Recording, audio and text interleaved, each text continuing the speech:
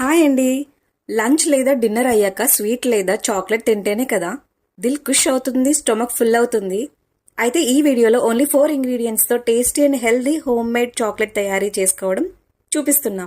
చాలా అంటే చాలా టేస్టీగా ఉంది. దీనికి కావాల్సింది dry fruits pieces, 2 spoons milk powder, 2 spoons gulkand.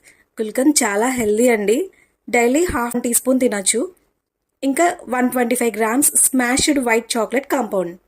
ఈ 4 ఇంగ్రీడియంట్స్ని మిక్స్ చేసి లడ్డూస్లా చేసుకొని 5 to 10 మినిట్స్ ఫ్రిడ్జ్లో పెట్టి ఈలోపు వైట్ చాక్లెట్ని స్మాష్ చేసుకుంటే డబల్ బాయిలింగ్ మెథడ్లో ఫాస్ట్గా కరుగుతుంది. కొంచెం కరిగాక హాట్ వాటర్ నుంచి పక్కకు తీసి ఫాస్ట్గా స్టిర్ చేస్తూ ఉండాలి. ఎంత బాగా స్టిర్ చేస్తే అంత థిన్ కన్సిస్టెన్సీలో వైట్ చాక్లెట్ రెడీ అవుతుంది.